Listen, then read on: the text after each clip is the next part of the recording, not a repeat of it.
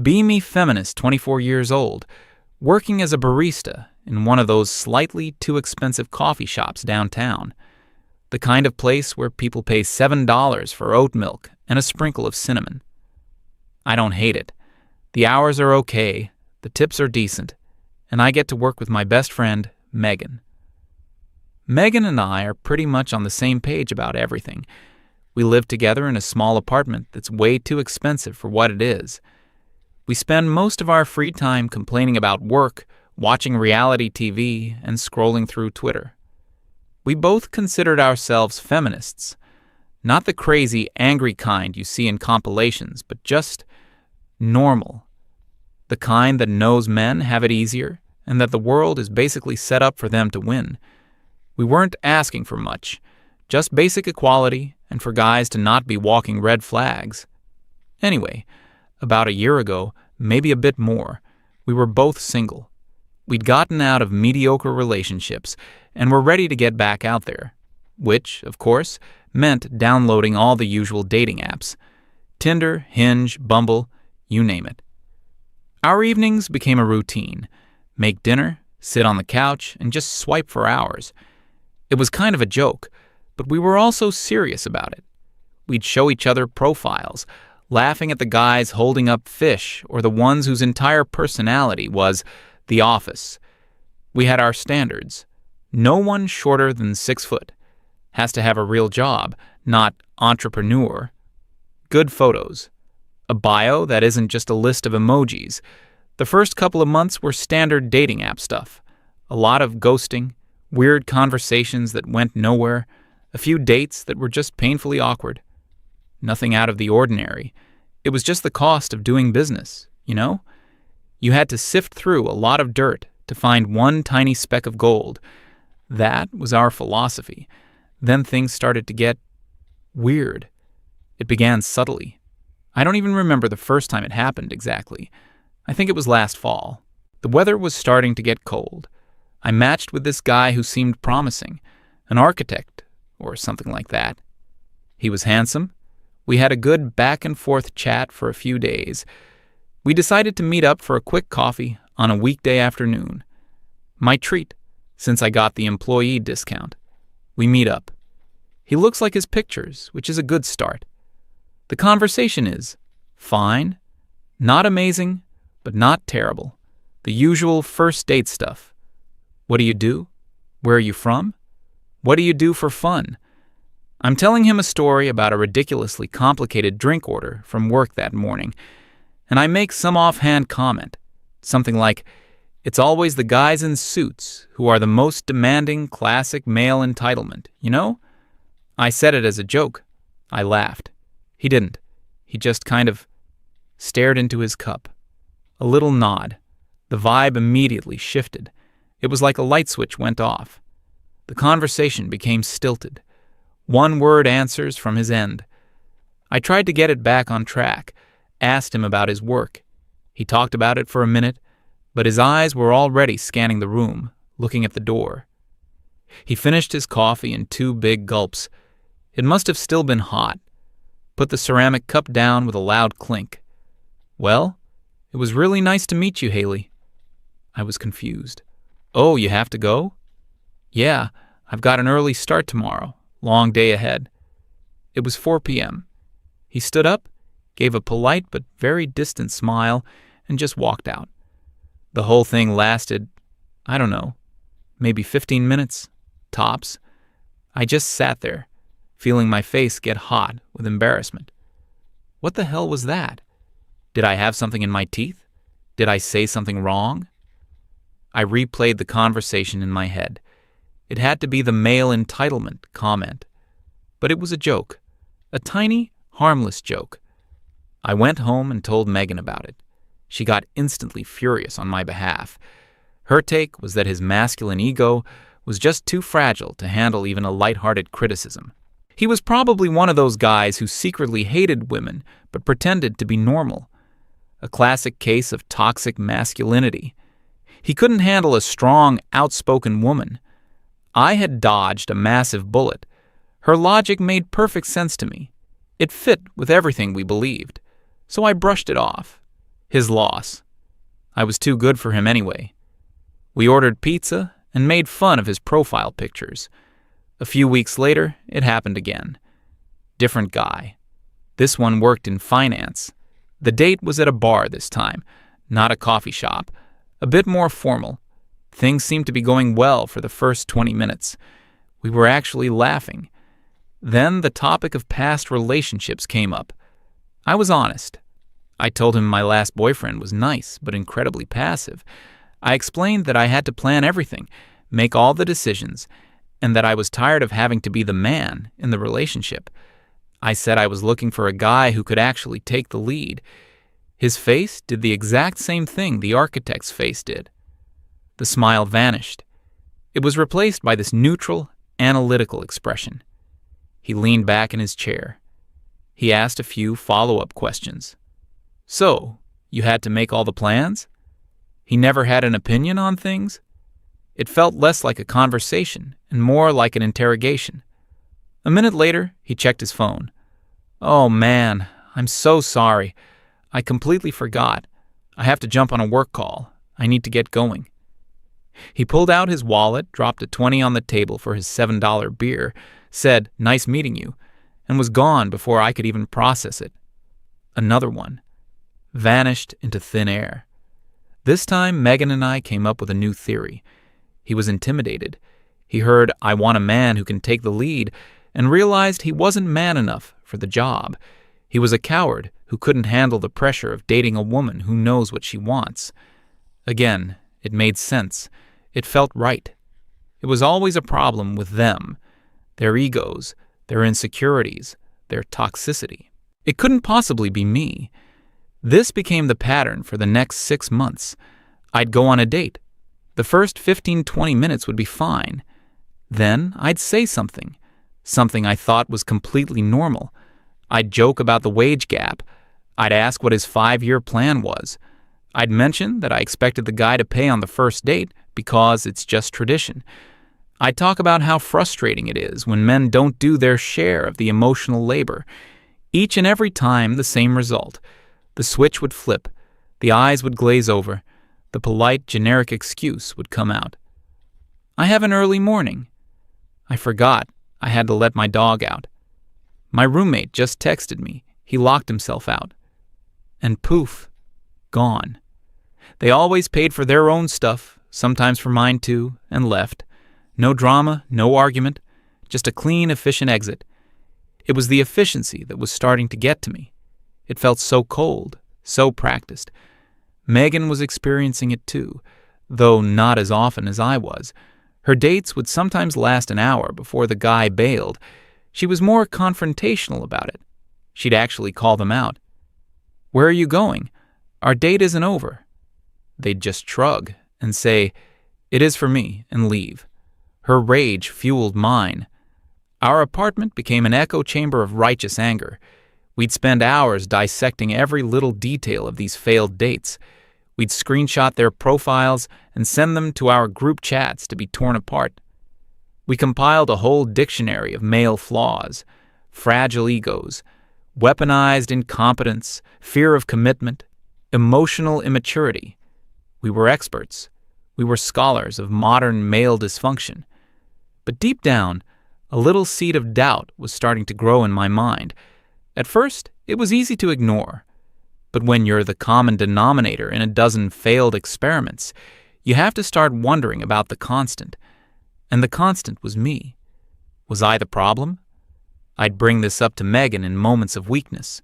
Maybe I'm being too picky. Maybe I'm coming on too strong. She'd immediately shut it down. "Don't you dare blame yourself, Haley. That's what the patriarchy wants you to do. It's not your job to shrink yourself to make some man feel comfortable. If they can't handle you at your most authentic, they don't deserve you at all." And I'd believe her. Because I wanted to. Because the alternative was too painful to consider. The alternative meant that my authenticity was the problem. The breaking point came on a Tuesday night. I remember because it was raining. I had a date with a guy named Matt.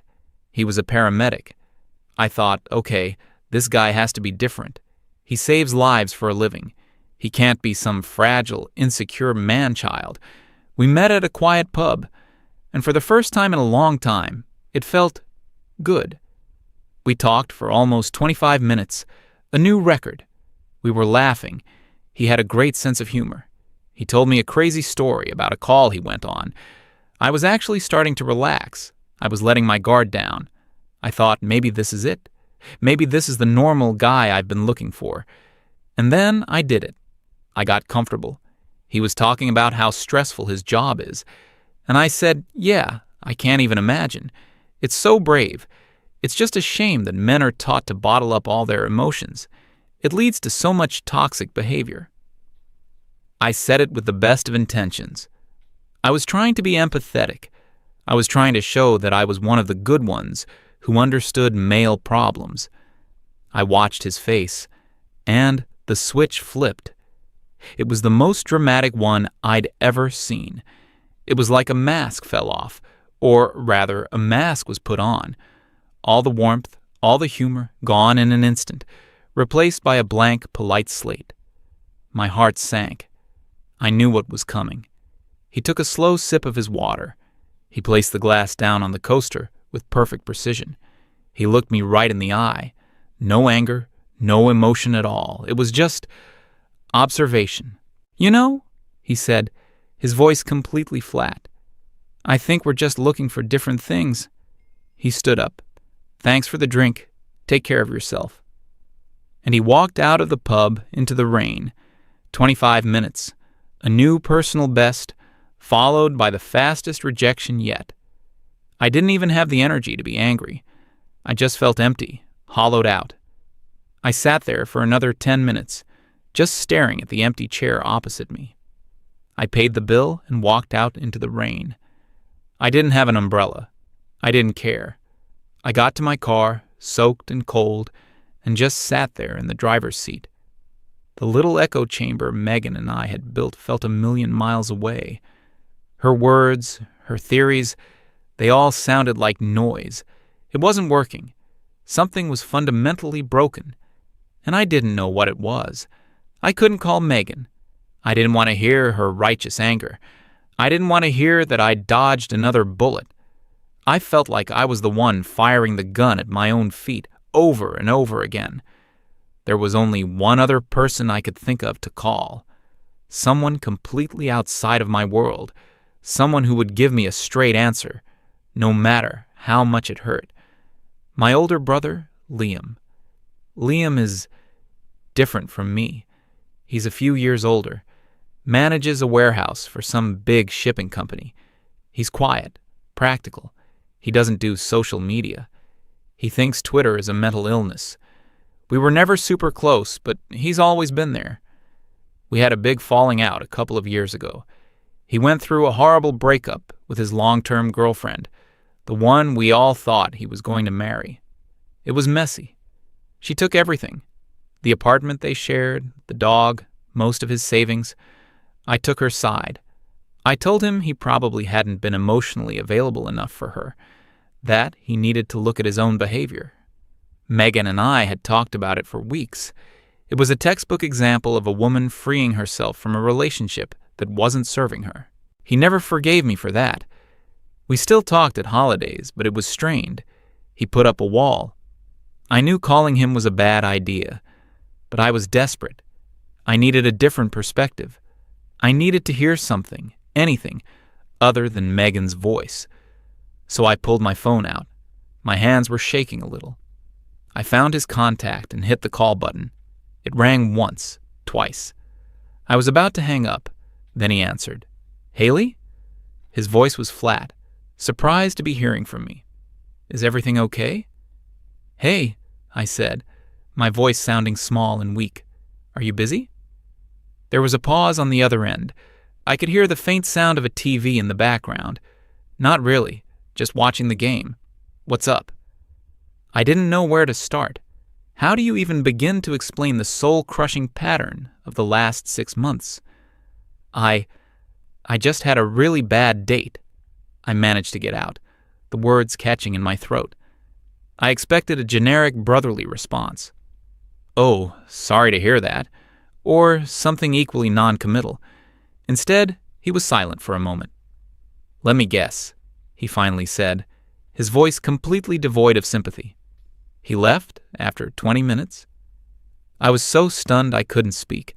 The rain was drumming on the roof of my car, and it felt like the world had just stopped.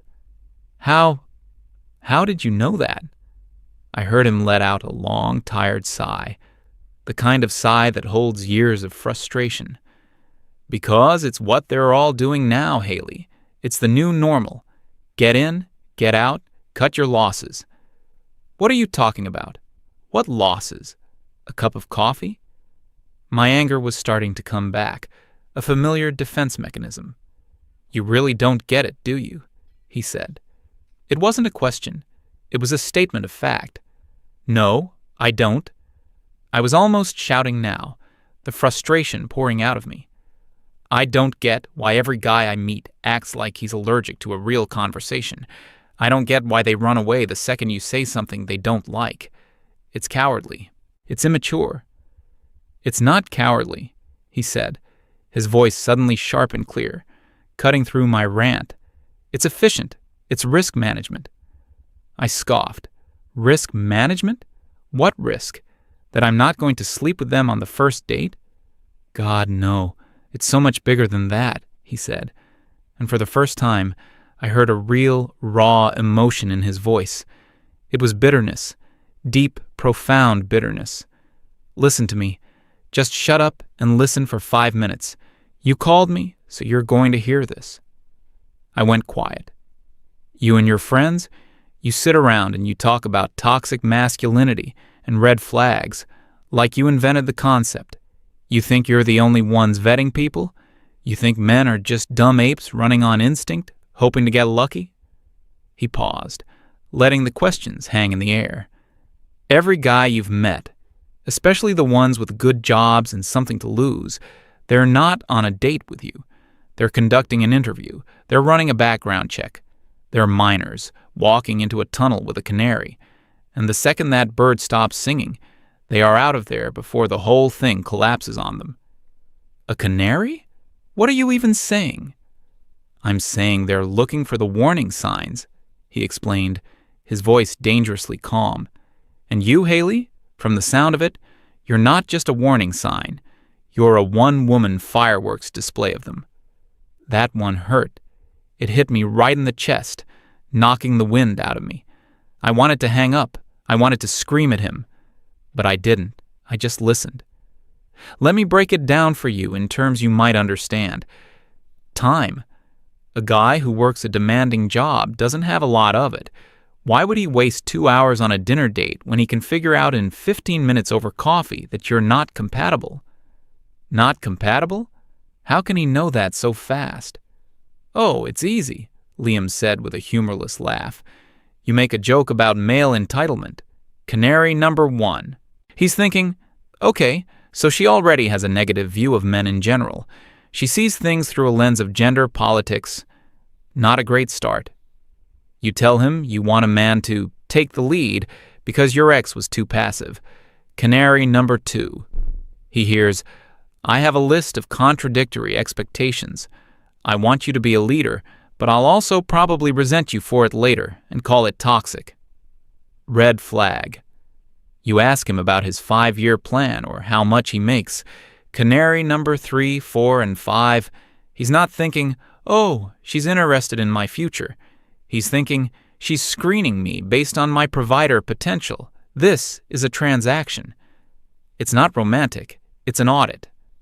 Every word was a gut punch. He was listing my greatest hits. He was narrating my failed dates with terrifying accuracy. And the big one, he continued, his voice dropping a little, the one that makes them run for the hills. You mentioned toxic masculinity or men bottling up emotions. I was trying to be nice, I protested weakly. I was trying to show I understood.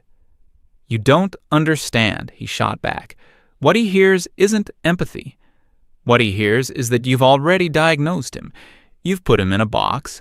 He knows that any time he has a bad day, or gets angry, or disagrees with you, You're going to psychoanalyze him with terms you learned on social media. He knows that his natural male behavior will be constantly pathologized. It's a trap. And the only winning move is not to play. I was speechless. My entire worldview, the one so carefully constructed by Megan and our online bubble, was crumbling in real time.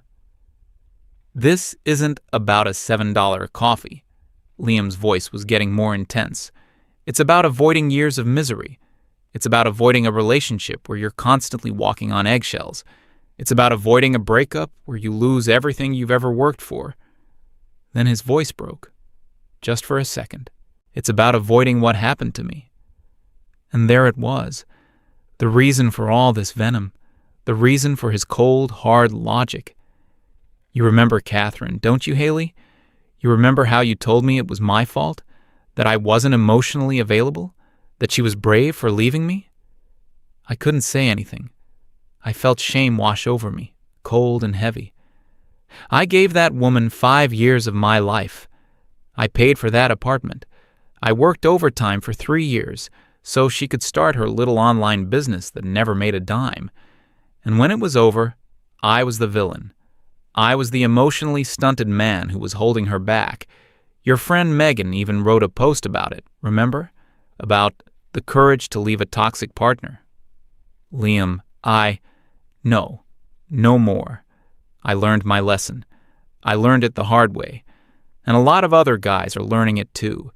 They're learning it from their divorced fathers, from their friends who get raked over the coals, from stories they read online. The game is rigged. And when you know the game is rigged, you stop playing. Or you learn to fold your hand the second you see you've got bad cards. So what? I finally whispered. That's it? Men are just giving up? Not giving up, he corrected me. They're being smart. They're optimizing. They're protecting themselves. They've realized that the potential reward of a long-term relationship is no longer worth the catastrophic risk, the risk of financial ruin, the risk of emotional devastation, the risk of having your reputation destroyed over nothing. He took a deep breath. That guy who walked out on you tonight, the paramedic, you didn't just insult him with your pop psychology. You showed him in 25 minutes that a relationship with you would be exhausting, that you'd be a constant source of judgment and drama. And he's a guy who deals with real life and death drama all day. The last thing he wants is to come home to more of it. So he made a business decision. He cut his losses and went home to get some peace. And honestly, I don't blame him. We sat in silence for a full minute after that. The only sound was the rain and the quiet crackle of the phone line. Everything he said was clicking into place. The sudden exits, the polite but cold efficiency, the blank expressions. It wasn't malice. It wasn't fear of strong women. It was a cost-benefit analysis. It was a retreat. They weren't running away from me because they were weak. They were running away from me because they saw me as a liability, a bad investment. That thought was 1,000 times more painful than thinking they were just intimidated. I have to go, I finally said.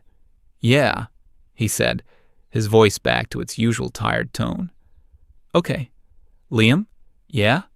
I'm sorry. About Catherine. I was wrong. There was another long pause. I know, he said, and hung up. I sat in my car for I don't know how long. The rain had stopped. I felt like I had been asleep for years and had just been shaken awake. All the anger I had felt was gone. All the self-righteousness had evaporated. All that was left was a profound sense of clarity. And it was devastating. Megan's words, her tweets, her whole philosophy. It was all a lie, a comfortable lie we told ourselves so we wouldn't have to look at our own part in the problem. We weren't the heroes of our stories. We weren't the victims. We were the canaries. We were the red flags. We were the risk they weren't willing to take. The next morning at work felt different. I was quiet. Megan was in her usual mode, complaining about a guy on Hinge who had the audacity to ask for her Snapchat after 3 messages. "The absolute nerve," she said, steaming milk for a latte. "Men are just so transactional, you know? They just want one thing."